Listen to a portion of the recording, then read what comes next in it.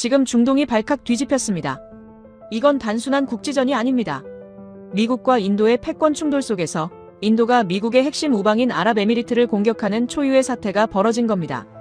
아부다비 하늘 위로 수백 발의 미사일과 자폭 드론이 불빛처럼 쏟아졌습니다. 군사 전문가들은 고개를 저었습니다. 끝났다. 저 물량은 어떤 나라도 버티지 못한다. 하지만 날이 밝고 공개된 결과는 전 세계를 경악하게 만들었습니다. 요격률 96%. 철갑을 두른 듯 아부다비의 하늘은 단 한 뼘도 무너지지 않았습니다. 지옥 같은 포화 속에서 살아남은 중동 각국이 경악하며 물었습니다. 도대체 저 미사일을 막아낸 게 어느 나라 무기입니까? 모두의 예상을 깨고 돌아온 답은 오직 한 문장이었습니다. 대한민국의 천궁입니다. 지금 전 세계 방산 시장의 판도를 뒤집어버린 그 기적 같은 6시간의 기록을 공개합니다. 어디서 듣고 계신가요? 구독과 좋아요 잊지 마세요. 안녕하세요. 저는 리처드 블레이크입니다. 유럽 방산 컨설팅 기업 스트래티지 디펜스 그룹의 수석 전략가로 지난 20년간 나토 방산 프로젝트를 자문하고 유럽 방공 시스템의 중동 수출 전략을 설계해온 사람이죠. 이 일을 시작한 첫날부터 지금까지 저는 단 한 번도 제 판단이 틀렸다고 생각한 적이 없었습니다. 아부다비 공항에 내리는 순간 열기가 발바닥 밑에서부터 치고 올라왔어요. 섭씨 49도. 활주로 위로 아지랑이가 피어오르고 공기 자체가 무겁고 끈적한 모래 냄새를 품고 있었습니다. 저는 양복 재킷을 팔에 걸쳐 들고 청사로 걸어 들어가면서 이미 머릿속으로 오늘 오후 회의의 시나리오를 짜고 있었죠.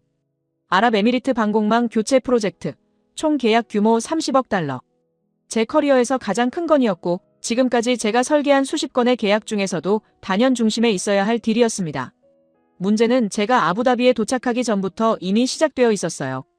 아랍에미리트 국방부가 방공망 일부를 한국 시스템으로 채웠다는 보고서를 받았을 때 저는 솔직히 황당하다는 느낌보다 분노에 가까운 감정을 먼저 느꼈습니다. 한국 방산이 중동에 발을 들였다는 건 정보로 알고 있었지만 이 정도로 깊이 들어와 있을 줄은 몰랐어요. 이미 배치가 완료된 구간이 있다는 건 제가 추진하던 유럽 시스템 전면 배치 계획에 물리적 장애물이 생겼다는 뜻이었습니다. 30억 달러의 계약이 흔들릴 수 있었고 그 계약이 흔들리면 회사의 이번 회계연도 전체가 흔들리는 구조였죠. 그래서 저는 회의 자리에서 전략적으로 움직이기로 결심했습니다.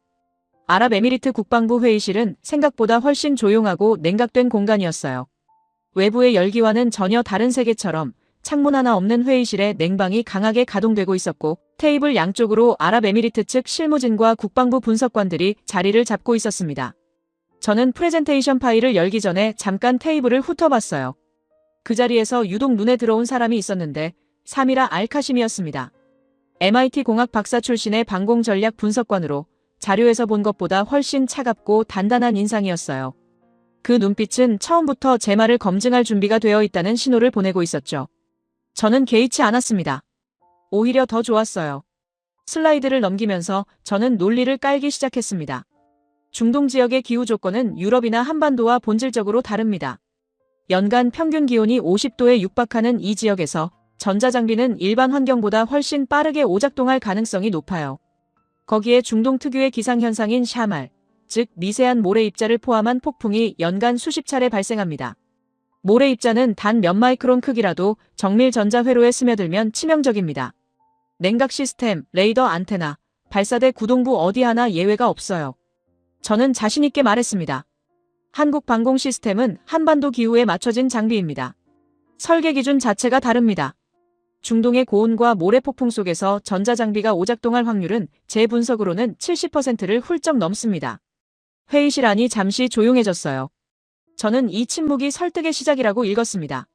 사미라 알카심은 볼펜을 손 안에서 천천히 돌리며 아무런 반응도 보이지 않았고 다른 실무진들은 서로를 살짝 바라보거나 노트에 무언가를 적고 있었죠.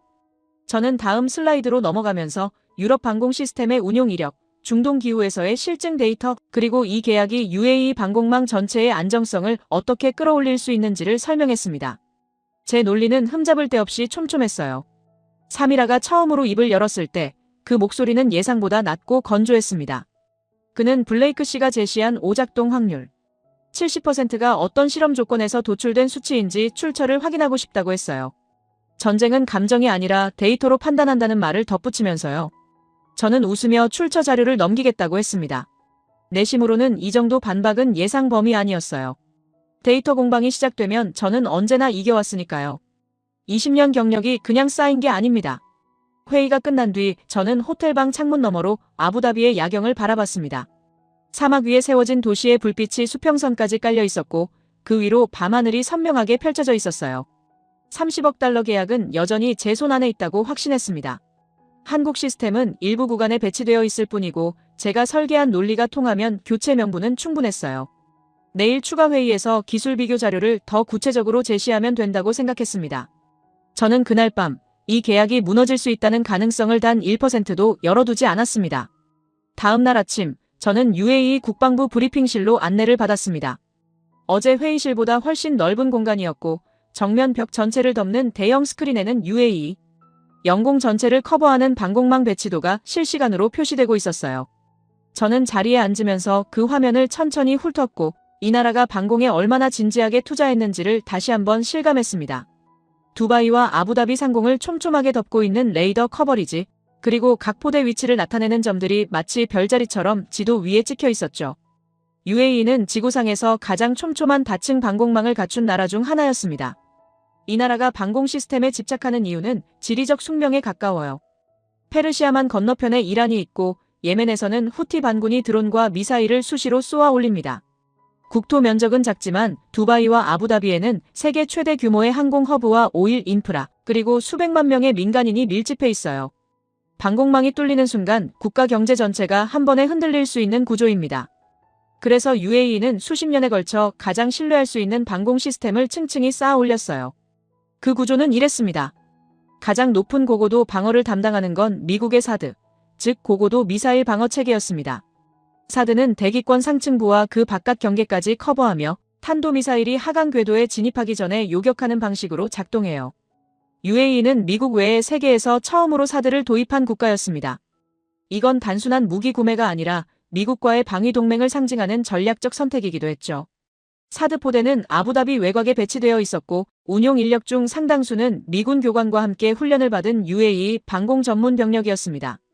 그 아래 중고도 구역을 맡고 있는 건 패트리엇 시스템이었어요. 패트리엇은 이미 걸프전과 이라크전에서 실전 운용 이력을 쌓은 시스템으로 중동 방공 시장에서 사실상 표준처럼 자리 잡은 장비입니다. UAE는 복수의 패트리엇 포대를 핵심 거점 주변에 분산 배치해 두었고 이 시스템은 탄도미사일뿐 아니라 순항미사일과 항공기까지 동시에 대응할 수 있는 다목적 방어 자산이었죠. 그리고 그 아래 적어도 구역에 한국 방공 시스템이 들어와 있었습니다. 저는 그 부분을 브리핑 자료에서 확인하면서 다시 한번 불편함을 느꼈어요. 사드가 최상단을 잡고 패트리엇이 중간을 잡는다면 적어도는 제가 제안한 유럽 시스템이 맡아야 할 구역이었습니다. 그런데 그 자리에 한국 장비가 먼저 들어와 있다는 건 단순히 기술 경쟁의 문제가 아니라 저로서는 받아들이기 어려운 현실이었어요. 이미 배치가 완료된 시스템을 걷어내고 교체하도록 설득하는 건 훨씬 어려운 싸움이었으니까요. 저는 프레젠테이션을 이어가면서 논리를 더 날카롭게 벼렸습니다. 사드가 성층권에서 잡고 패트리엇이 중간에서 잡습니다. 이 두 시스템은 수십 년의 실전 운용 이력과 나토 동맹국들의 검증을 거쳤어요. 그렇다면 적어도 최종 방어선은 동일한 수준의 신뢰성을 갖춘 시스템이 맡아야 합니다. 검증되지 않은 장비가 이 방어 구조 안에 들어오면 가장 약한 고리가 전체 체계의 신뢰성을 낮추게 됩니다. 저는 이 방공망에 검증되지 않은 한국 장비를 왜 넣느냐고 물었어요. 직접적으로 회의실 전체에 들릴 만큼 또렷하게요. 그 말이 끝난 뒤 브리핑실이 조용해졌습니다. 사미라 알카심은 손앞에 놓인 자료를 내려다보고 있었고 저는 그 침묵을 제 논리가 테이블을 장악했다는 신호로 읽었습니다. UAE 실무진 중 몇몇은 메모를 적었고 기술팀 쪽에 앉은 인원 하나가 소리 없이 옆 사람에게 뭔가를 속삭였어요. 저는 잠시 기다리다가 다음 슬라이드를 넘겼습니다. 유럽 방공 시스템의 중동 운용 이력을 정리한 페이지였어요. 카타르, 쿠웨이트, 사우디에서의 배치 현황과 운용 성능 데이터가 빼곡하게 채워져 있었고 그 아래에는 고온 환경 테스트 결과와 모래 폭풍 조건에서의 장비 가동률이 그래프로 표시되어 있었습니다. 저는 이 숫자들이 스스로 말하게 두면 된다고 생각했어요. 20년간 제가 배운 건 감정이 아니라 데이터로 방을 장악하는 방법이었으니까요. 사미라가 다시 입을 열었습니다. 이번에는 질문이 아니라 단언에 가까운 어조였어요. 블레이크 씨가 제시하는 운용 이력은 각각의 시스템이 독립적으로 운용된 조건에서 나온 수치이며 UAE가 구축한 다층 통합 방공망 환경에서의 상호 운용성 데이터는 포함되어 있지 않다고 했습니다. 전쟁은 감정이 아니라 데이터로 판단한다고 그것도 실전 조건의 데이터로요. 저는 그 말을 흘려들었습니다. 상호 운용성 데이터는 제가 준비한 다음 슬라이드에 있었고 저는 충분한 반론 자료를 가지고 있다고 확신했어요. 브리핑이 끝난 뒤 저는 UAE 국방부 복도를 걸으면서 오늘 오후 추가 기술 세션에서 어떤 순서로 자료를 제시할지를 머릿속으로 정리하고 있었습니다. 30억 달러는 아직 충분히 제 손 안에 있었어요. 그날 저녁 저는 아부다비 호텔 라운지에서 혼자 위스키 한 잔을 마셨습니다. 창밖 사막 너머 밤하늘은 믿기 어려울 만큼 맑았고 별이 선명하게 보였어요. 이 조용하고 뜨거운 나라의 하늘 위에 사드와 패트리엇이 보이지 않는 방패처럼 펼쳐져 있다는 게 그 순간에는 묘하게 실감이 났습니다. 저는 이 방공망을 완성하는 사람이 될 거라고 생각했어요. 마지막 퍼즐 조각을 제대로 된 것으로 교체하는 일, 그게 제 역할이었으니까요. 막은 여전히 뜨겁고 조용했습니다. 아무 일도 일어나지 않을 것처럼요. 그날 밤이 그냥 지나가지 않았습니다. 저는 호텔 방으로 돌아와 내일 오전 기술 세션 자료를 다시 점검하던 중이었어요. 노트북 화면을 보다 잠깐 눈을 감았고 그 상태로 소파에서 그대로 잠이 들었던 것 같습니다. 얼마나 지났을까 핸드폰 진동이 테이블 위에서 끊임없이 울려댔고 저는 반쯤 잠든 상태로 화면을 확인했어요. 새벽 2시였습니다. 발신자는 UAE 국방부 기술 연락관이었고 전화를 받는 순간 목소리 너머로 들려오는 분위기가 달랐어요. 평소의 의례적인 톤이 아니었습니다. 브리핑룸으로 즉시 오라는 말만 남기고 전화가 끊겼죠. 저는 넥타이도 매지 않고 재킷만 걸친 채 복도로 나섰습니다. 호텔 로비는 이미 비정상적으로 분주했고 군복 차림의 인원 몇 명이 로비를 빠르게 가로질러 가고 있었어요. 차량이 대기하고 있었고 저는 아무것도 묻지 않은 채 뒷좌석에 올라탔습니다. 창밖으로 보이는 아부다비 야경은 여느 때와 다르지 않았지만 어딘가 공기가 달랐어요. 조용하지만 팽팽한 폭풍 직전의 정적 같은 것이었습니다. 차가 국방부 방향으로 빠르게 달리는 동안 저는 창밖을 바라보며 이게 실제 교전 상황일 수도 있다는 가능성을 처음으로 머릿속에 올려놓았어요. 그러면서도 동시에 설마 하는 생각이 그 위를 덮고 있었습니다. 국방부 지하 지휘센터에 도착했을 때 그 공간은 이미 완전히 전시체제로 돌아가 있었습니다. 대형 화면 여러 개가 동시에 켜져 있었고 각 화면에는 레이더 추적 데이터와 실시간 영공 현황이 빼곡하게 표시되어 있었어요. 분석관들이 헤드셋을 낀 채 빠르게 데이터를 입력하고 있었고 지휘관급 인원들이 테이블 주변에 모여 낮은 목소리로 상황을 공유하고 있었습니다. 사미라 알카심은 이미 그 자리에 있었어요. 어젯밤과 같은 옷이었고 아마 집에 가지 않은 것 같았습니다. 저와 눈이 마주쳤지만 사미라는 아무 말도 하지 않았어요. 고개를 돌려 다시 화면을 보는 것으로 인사를 대신했죠. 그리고 레이더 화면에 찍히기 시작한 점들이 순식간에 늘어났습니다. 처음에는 수십 개였던 표적이 불과 몇 분 만에 수백 개로 불어났어요. 공격 방식은 이른바 살포 사격, 영어로는 세츄레이션 어택이라 부르는 전술이었습니다. 한 방향에서 압도적인 숫자의 표적을 동시에 쏟아내 방공망 자체를 과부하 상태로 만드는 방식이에요.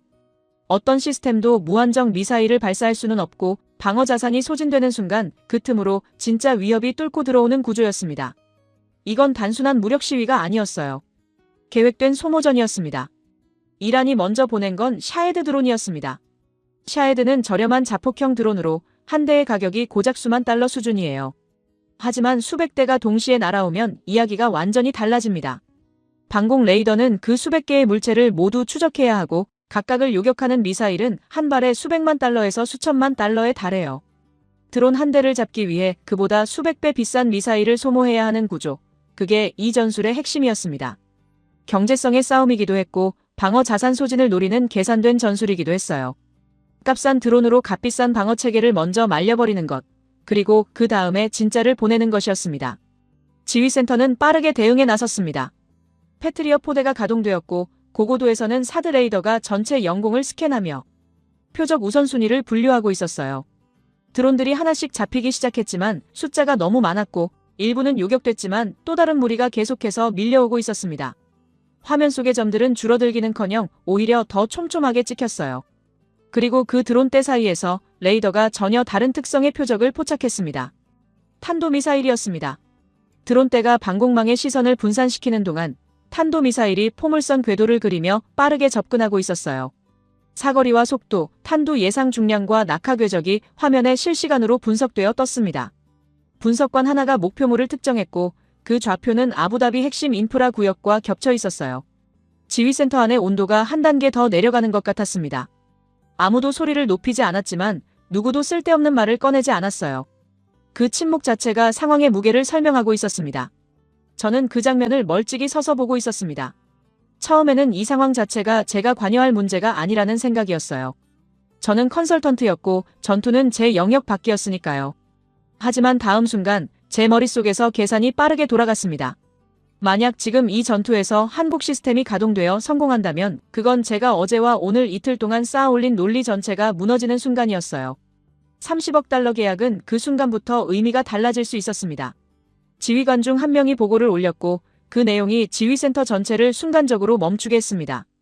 패트리엇 미사일 잔여량이 임계치에 근접했다는 내용이었어요. 드론 요격의 방어 자산이 예상보다 빠르게 소진되고 있었고 탄도미사일 대응에 투입할 수 있는 여유 자산이 급격하게 줄어드는 상황이었습니다. 방어체계가 과부하 상태에 진입하고 있었어요. 이란의 계획이 정확하게 작동하고 있었습니다. 저는 그 순간 본능적으로 앞으로 나섰습니다. 유럽 시스템 전면 가동을 지시하라고 저는 말했어요. 한국 장비는 절대 쓰지 말아야 한다고 지금. 이 상황에서 실전 검증이 없는 시스템을 가동하는 건 방어망에 구멍을 뚫는 것과 같다고 했습니다. 제 목소리는 충분히 크고 단호했어요. 하지만 지휘센터 안에 누구도 저를 바라보지 않았습니다. 사미라가 저를 향해 돌아섰습니다. 그 눈빛은 어떤 감정도 담고 있지 않았어요. 차갑지도 분노하지도 않은 그냥 데이터를 확인하는 눈이었습니다. 사미라는 짧고 명확하게 말했어요. 지금 이 지휘센터에서 결정권은 블레이크 씨에게 없다고, 그리고 이미 데이터는 충분하다고요. 지휘관이 명령을 내렸습니다. 한국 방공 시스템 전면 가동. 저는 그 자리에 서서 아무것도 할 수 없었습니다. 화면 위에 점들이 움직이고 있었고 어딘가 먼 곳에서 발사 명령이 실행되는 순간이었어요. 제가 이틀 동안 회의실에서 공들여 쌓아올린 논리는 그 명령 한마디에 아무런 힘도 발휘하지 못했습니다. 발사 명령이 떨어진 순간 지휘센터 안의 공기가 바뀌었습니다. 저는 여전히 그 자리에 서 있었어요. 아무도 저를 내보내지 않았고 저도 나가지 않았습니다. 다리가 움직이지 않는다는 표현이 정확했어요. 화면 위에서 상황이 빠르게 전개되고 있었고 저는 그걸 보고 있을 수밖에 없었습니다. 이미 명령은 내려졌고 제가 할 수 있는 건 아무것도 없었어요. 그 무력감이 분노보다 먼저 올라왔습니다. 발사대에서 미사일이 튀어올랐습니다. 화면 속 좌표가 움직이기 시작했고 열상 카메라 피드의 수직으로 솟구치는 불꽃이 잡혔어요. 한국 방공 시스템의 미사일은 제가 알고 있던 발사 방식과 달랐습니다. 유럽이나 미국 시스템의 경우 미사일은 발사와 동시에 엔진이 점화되며 화염을 내뿜고 궤도를 잡아요. 하지만 이 미사일은 달랐습니다. 발사관에서 공중으로 튀어오른 뒤 허공 중에서 점화되는 방식이었어요. 이른바 콜드 론칭이라 불리는 기술로 미사일이 발사관을 벗어난 뒤 공중에서 엔진에 불이 붙는 구조입니다. 이 방식은 발사 직후의 열 손상을 줄이고 발사대 재장전 속도를 빠르게 하는 동시에 미사일이 공중에서 즉각 방향을 틀 수 있게 해줍니다. 그리고 실제로 미사일은 공중에서 방향을 꺾었습니다. 수직으로 솟구쳤다가 곧바로 궤도를 바꾸며 표적을 향해 돌진하는 장면이 열상 카메라 피드에 그대로 찍혔어요. 저는 그 장면을 보면서 잠깐 말을 잃었습니다. 기술적으로는 알고 있었어요. 측추력 제어 기술, 즉 미사일 동체 측면에 작은 보조 추진 노즐을 배치해 비행 중 방향을 급격하게 꺾을 수 있게 하는 기술이죠. 알고 있었지만 실제로 그게 전투 상황에서 저속도로 구현되는 장면을 보는 건 다른 문제였습니다. 이론과 실전 사이의 거리가 눈앞에서 무너지는 느낌이었어요. 탄도미사일 궤적이 화면 위에서 하나씩 사라지기 시작했습니다. 첫 번째 요격이 성공했을 때 지휘센터 안에서 낮은 탄성이 나왔어요. 두 번째, 세 번째 연속으로 폭발 신호가 들어왔고 레이더 화면에서 표적 마커가 하나씩 꺼졌습니다. 3이라는 그 순간에도 화면을 응시한 채 표정을 바꾸지 않았어요. 수치를 읽고 있었고 데이터를 쌓고 있었습니다. 그 모습이 묘하게 저를 자극했어요. 기뻐하거나 흥분하지 않고 오직 숫자로만 이 상황을 처리하는 사람.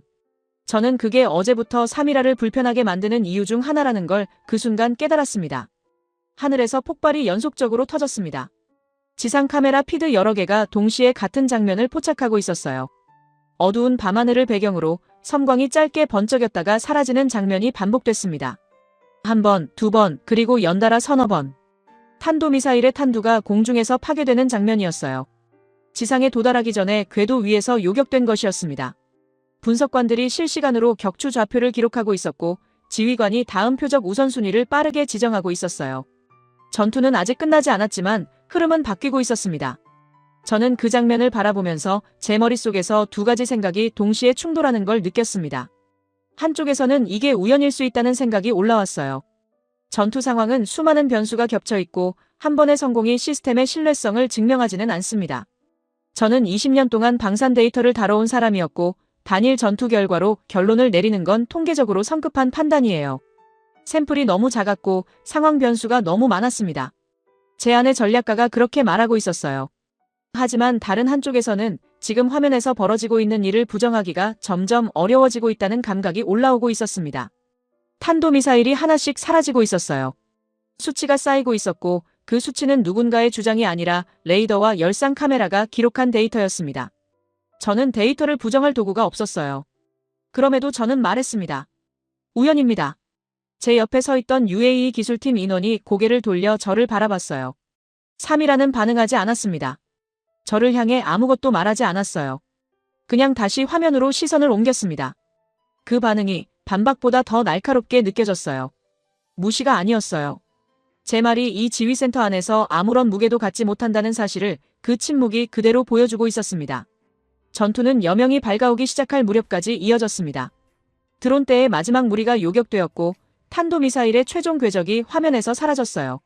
지휘센터 안에서 누군가 짧게 숨을 내쉬었고 그게 신호가 된 것처럼 잠깐 동안의 침묵이 흘렀습니다. 실제 교전이 시작된 지 6시간이 채 안 된 시간이었어요.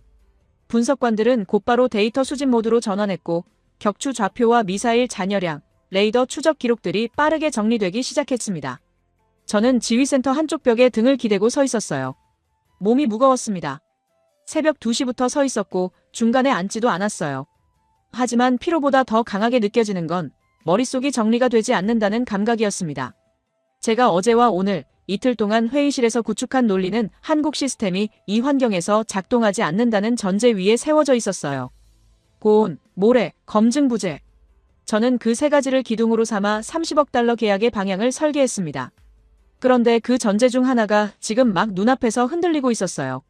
저는 아직 인정하지 않았습니다. 인정할 수 없었어요. 하나의 전투로 모든 걸 판단하는 건 틀린 방법이라고 저는 스스로에게 말했습니다.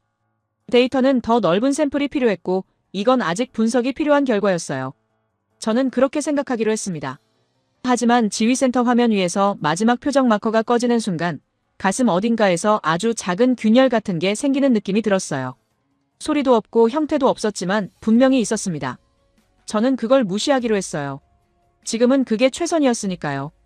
전투가 끝난 뒤에도 저는 호텔로 돌아가지 않았습니다. 지휘센터 복도 끝에 있는 대기실 소파에 그대로 앉아 있었어요. 창문 하나 없는 공간이었지만 형광등 불빛은 나처럼 밝았고 밖에서 여명이 밝아오고 있다는 건 시계를 보고서야 알았습니다. 오전 6시가 넘어 있었어요. 몸은 뻣뻣하게 굳어 있었고 눈은 타는 것처럼 건조했지만 잠이 오지 않았습니다. 머릿속에서 지난 몇 시간 동안 화면에서 본 장면들이 계속 재생되고 있었어요. 탄도미사일 궤적이 하나씩 꺼지던 레이더 화면, 열상 카메라에 찍힌 공중 폭발, 그리고 3이라가 끝내 한 번도 흔들리지 않았던 그 눈빛. 저는 스스로에게 계속 같은 말을 반복하고 있었습니다. 하나의 전투로 판단하는 건 이르다고요. UAE 국방부에서 공식 브리핑 소집이 통보된 건 오전 10시였습니다. 전투 다음 날 분석 보고서 발표가 예정되어 있다는 내용이었어요. 저는 호텔로 돌아가 짧게 샤워를 하고 새 셔츠로 갈아입었습니다. 거울을 보니 눈밑이 거뭇했고 얼굴이 전날보다 날카로워 보였어요. 저는 넥타이를 단단히 매면서 마음을 정리하려 했습니다. 보고서가 나와도 해석의 여지는 얼마든지 있다고 저는 생각했어요. 데이터는 읽는 방식에 따라 달라지니까요. 브리핑실은 전날보다 훨씬 많은 인원이 들어차 있었습니다. UAE 국방부 실무진뿐 아니라 왕실 측 참관인으로 보이는 인원들도 자리를 잡고 있었어요. 분위기가 달랐습니다. 전날의 기술 검토 자리와는 무게감 자체가 달랐어요. 저는 테이블 한쪽에 자리를 잡고 앉았고 3이라는 이미 발표 준비를 마친 채 정면에 서 있었습니다. 어제 밤새 지휘센터에 있었을 텐데도 표정에 피로한 기색이 없었어요. 그게 저를 또 한 번 불편하게 만들었습니다. 3이라가 화면을 열었습니다. 첫 번째 슬라이드에는 어젯밤 전투의 전체 타임라인이 정리되어 있었어요. 공격 개시 시각, 표적 탐지 시각, 각 포대별 대응 시각, 그리고 요격 결과가 시간 순서대로 배열되어 있었습니다. 숫자들이 빼곡하게 들어찬 슬라이드였어요. 3이라는 감정 없이 설명을 이어갔습니다. 어젯밤 포착된 표적의 총수, 드론과 탄도미사일의 분류 비율, 각 시스템이 담당한 구역과 발사 횟수가 순서대로 제시되었어요. 그리고 다음 슬라이드에서 핵심 데이터가 나왔습니다. 다기능 레이더, 이른바 MFR이라 불리는 시스템이 이번 전투에서 어떤 역할을 했는지를 설명하는 페이지였어요. 이 레이더는 단순히 표적을 탐지하는 것을 넘어 레이더 기만기와 실제 표적을 구분하는 기능을 수행합니다. 이번 공격에서 이란 측이 사용한 탄도미사일 일부에는 기만용 분리체가 장착되어 있었어요. 실제 탄도와 유사한 형태로 방공 레이더를 교란하고 방어 미사일이 가짜 표적을 향해 발사되도록 유도하는 장치였습니다. 이 기만체를 걸러내지 못하면 방어 자산이 엉뚱한 표적을 향해 소진되고 진짜 탄두는 요격되지 않은 채 낙하하게 되는 구조였어요. 3이라는 담담하게 설명했습니다. 다기능 레이더가 기만체와 실제 탄두를 분리 식별했고 방어 미사일은 정확하게 진짜 표적만을 향해 발사되었다고요. 기만체에 낭비된 요격 미사일은 없었습니다. 보고서의 결론 페이지가 화면에 떴습니다. 요격 성공률이 수치로 제시되었어요. 정확한 수치는 공개 자료 기준으로도 100%에 근접한 수준이었습니다. 탄도미사일 표적 전량이 지상 도달 전에 요격되었고 드론 표적의 압도적 다수가 처리되었어요. 방어 자산 소진율은 예상 범위 안이었고 다층 방공망의 통합 운용이 예상보다 높은 효율로 작동했다는 내용이 이어졌습니다. 브리핑실 안이 조용해졌어요. 저는 그 침묵 속에서 화면을 바라보고 있었습니다. 숫자들이 눈에 들어왔고 그 숫자들이 말하는 바가 무엇인지는 너무 명확했어요. 하지만 저는 그 명확함을 그대로 받아들이지 않으려 했습니다. 제 머릿속에서 반론의 실마리를 찾고 있었어요. 샘플 수의 문제, 상황 변수의 문제, 측정 기준의 문제. 하나씩 꺼내보려 했지만 이번엔 실마리가 잘 잡히지 않았습니다. 어젯밤과 달리 지금은 수치가 눈앞에 있었어요. 레이더 추적 기록, 발사 시각, 요격 좌표, 기만체 식별 로그. 감정이 아니라 데이터였습니다. 저는 입을 열었습니다. 통계 오류일 수도 있다고, 단일 전투 결과는 시스템의 전반적 신뢰성을 증명하지 않는다고 했어요. 목소리는 차분하게 유지하려 했지만 어젯밤 지휘센터에서 우연이라고 말할 때와는 달리 제 말에 힘이 실리지 않는다는 걸 저 스스로 느끼고 있었습니다. 사미라가 저를 바라봤어요. 이번에는 아무 말도 하지 않았습니다. 그냥 다음 슬라이드를 넘겼어요. 화면에는 어젯밤 다기능 레이더의 표적 식별 로그가 시각화된 그래프로 표시되어 있었습니다. 기만체와 실제 탄두가 레이더상에서 어떻게 분류되었는지를 보여주는 데이터였어요. 반박하려면 이 그래프를 부정해야 했고 이 그래프를 부정하려면 어젯밤 지휘센터에서 제 눈으로 직접 본 장면을 부정해야 했습니다. 저는 더 이상 말을 잇지 않았어요. 브리핑이 끝나고 사람들이 자리에서 일어나기 시작했습니다. 낮은 목소리로 대화를 나누는 소리가 들렸고 몇몇은 화면을 향해 사진을 찍었어요. 저는 자리에 앉은 채 테이블 위에 놓인 제 노트를 바라봤습니다. 어젯밤 지휘센터로 떠나기 전 호텔방에서 정리하던 기술 세션 준비 자료가 아직 거기 있었어요. 유럽 시스템의 중동 운용 이력, 고온 환경 테스트 수치, 샤말 조건에서의 장비 가동률. 제가 이틀 동안 쌓아올린 논리의 잔해들이었습니다. 저는 노트를 덮었습니다. 천천히, 그리고 아무 말 없이요. 브리핑실을 나온 뒤 저는 한동안 복도에 서 있었습니다. 사람들이 양옆으로 지나쳐가는 동안 저는 움직이지 않았어요. 손에는 덮어둔 노트가 들려 있었고 그게 지금 제가 붙들고 있는 유일한 물건이었습니다. 브리핑실 안에서 화면에 떠있던 숫자들이 아직도 눈에 남아 있었어요. 요격 성공률, 기만체 식별 로그, 방어 자산 소진율. 제가 이틀 동안 쌓아올린 논리가 그 숫자들 앞에서 얼마나 가볍게 흔들렸는지를 저는 복도에 서서 다시 한번 느끼고 있었습니다. 인정하지 않으려 했지만 몸이 먼저 알고 있었어요. 다리에 힘이 없었고 생각이 평소처럼 빠르게 돌아가지 않았습니다. 저는 그 자리에서 스마트폰을 꺼내 뉴스를 열었습니다. 이미 외신들이 움직이고 있었어요. 로이터와 투피플러스시를 시작으로 방산 전문 매체들이 어젯밤 UAE 방공전의 결과를 분석한 기사를 쏟아내고 있었습니다. 기사들의 논조는 대체로 비슷했어요. 다층 방공망의 통합 운용이 실전에서 검증됐다는 내용이었고 특히 적어도 방어구역을 담당한 한국 시스템의 성능이 예상을 웃돌았다는 평가가 반복됐습니다. 한 매체는 유럽 미사일 시스템과의 가격 비교를 직접 수치로 제시했어요. 가격은 3분의 1 수준이고 이번 전투에서의 성능은 그보다 높은 것으로 보인다는 내용이었습니다. 저는 그 문장을 2번 읽었습니다. 가격은 3분의 1. 성능은 더 높은 것으로 보인다. 제 손가락이 스마트폰 화면 위에서 멈췄어요. 이건 단순한 기술 비교 기사가 아니었습니다. 방산 시장은 뉴스 한 줄에 움직이는 시장이 아니지만 이 정도 규모의 실전 데이터가 공개되면 이야기가 달라져요. 중동 국가들은 이미 어젯밤 결과를 실시간으로 모니터링하고 있었을 거였고 각국 국방부 실무진들이 이 데이터를 분석하기 시작하면 계약 구도가 흔들릴 수 있었습니다. 저는 그 가능성을 머릿속에서 계산하면서 동시에 그게 사실이 되지 않기를 바라고 있었어요. 하지만 현실은 이미 움직이고 있었습니다. 그날 오후 저는 호텔방에서 본사의 보고서를 작성하던 중 사우디아라비아 국방부가 긴급 분석팀을 꾸렸다는 정보를 받았어요. 어젯밤 UAE 방공전 데이터를 입수해 자국 방공망 교체 사업에 반영할지 검토에 들어갔다는 내용이었습니다. 사우디는 오랫동안 조단위의 방공 계약을 미국과 유럽 방산 업체들과 진행해 온 나라였어요. 그 나라가 이번 전투 결과를 검토 테이블에 올렸다는 건 시장의 분위기가 하루 사이에 달라지고 있다는 신호였습니다. 저는 보고서 작성을 멈추고 창밖을 바라봤어요. 아부다비의 오후 하늘은 뿌옇게 흐려 있었습니다. 샤말이 불고 있었어요. 어제까지만 해도 저는 그 모래바람을 제 논리의 근거로 쓰고 있었는데 지금은 그냥 창밖에서 불어대는 바람일 뿐이었습니다. 고온과 모래, 그 두 가지가 한국 시스템의 약점이 될 거라고 저는 자신 있게 주장했었어요. 하지만 어젯밤 그 시스템은 섭씨 40도가 넘는 사막의 밤에 샤말이 지나간 직후의 공기 속에서 작동했습니다. 그리고 결과는 화면에 그대로 남아 있었어요. 저는 다시 노트북을 열었습니다. 본사에 보낼 보고서 초안이 화면에 떠 있었어요. 저는 한참 동안 그 화면을 바라봤습니다. 보고서에는 아직 제가 처음 아부다비에 왔을 때의 논리가 그대로 담겨 있었어요. 한국 시스템의 환경 적합성 문제, 검증 부재, 유럽 시스템으로의 전면 교체 제한. 저는 그 문장들을 읽으면서 이것을 그대로 본사에 올릴 수 있는지를 스스로에게 물었습니다. 답이 쉽게 나오지 않았어요. 저녁 무렵 로비에서 마주친 사미라가 먼저 말을 걸었습니다. 짧은 인사였고 저도 짧게 받았어요. 사미라는 내일 오전에 추가 기술 데이터 공유 세션이 있다고 했습니다. 참석 여부를 확인하는 말이었어요. 저는 참석하겠다고 했습니다. 다른 선택지가 없었어요. 데이터를 더 봐야 했고 그 데이터를 직접 확인하지 않으면 반론도 만들 수 없었으니까요. 사미라가 돌아서려다 멈추더니 한마디를 덧붙였습니다. 어젯밤 수고했다고요. 그것뿐이었어요.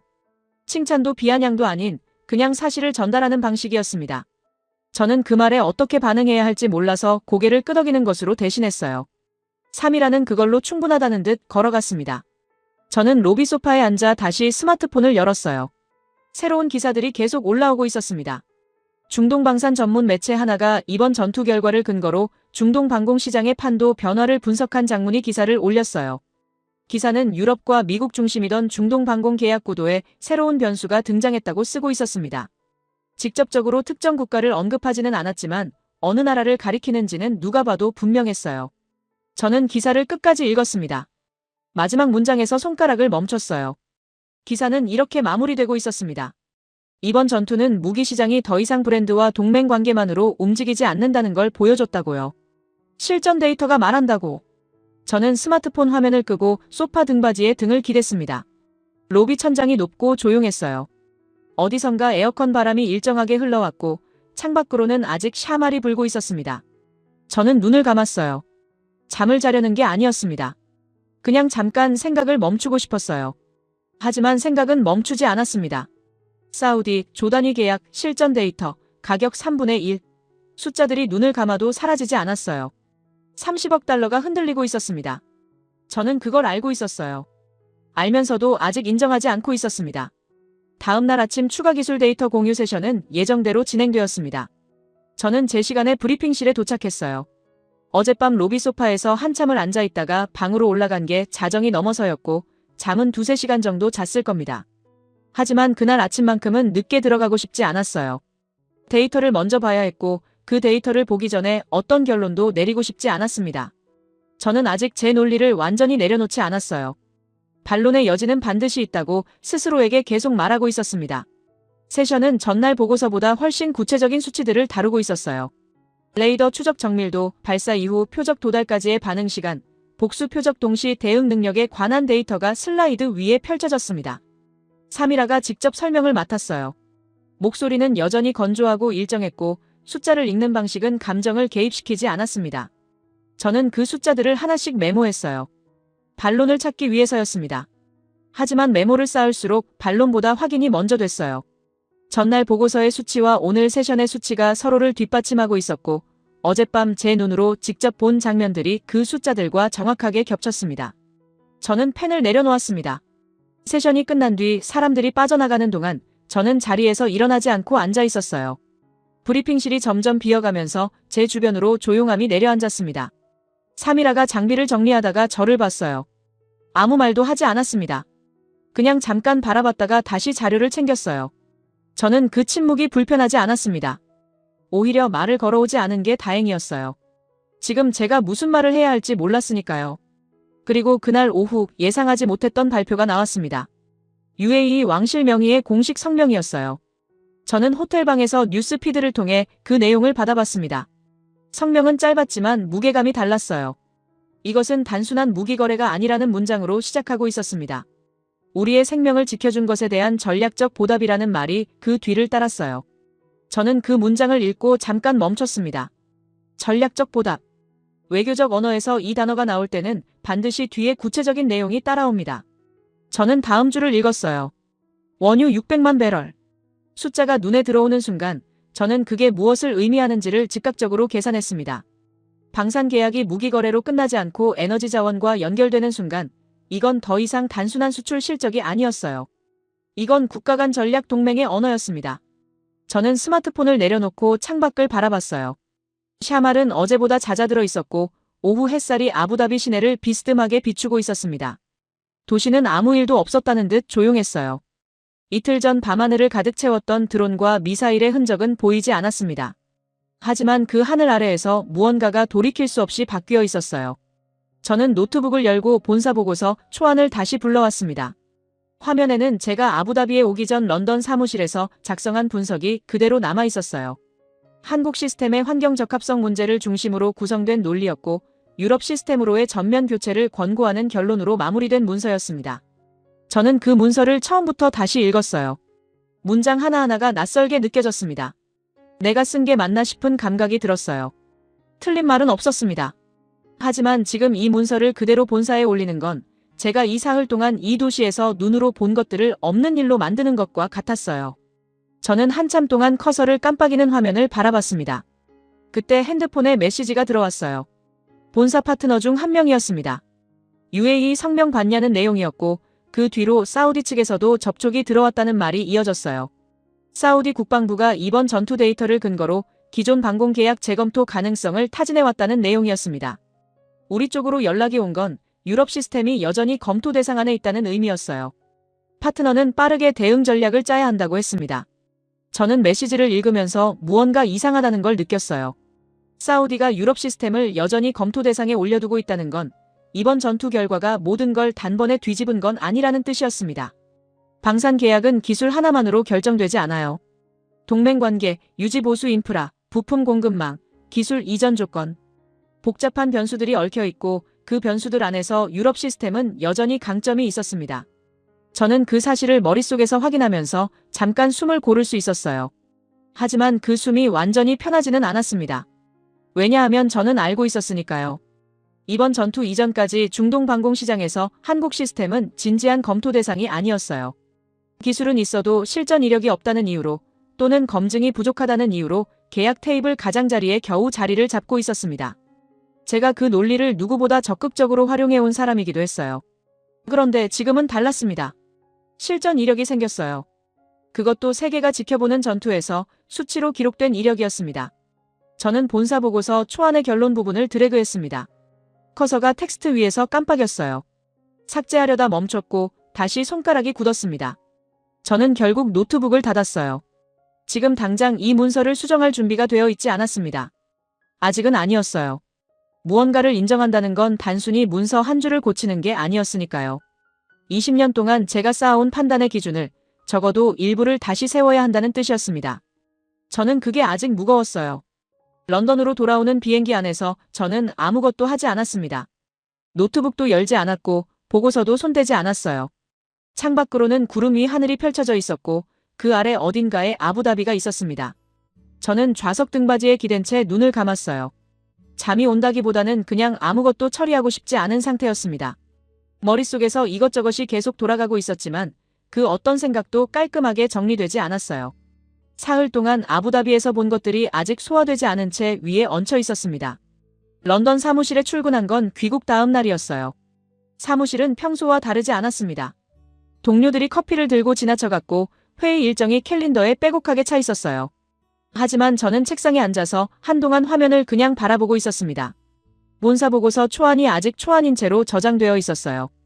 아부다비 호텔방에서 결론 부분을 드래그하다가 멈췄던 그 파일이었습니다. 저는 그 파일을 열었다가 다시 닫았어요.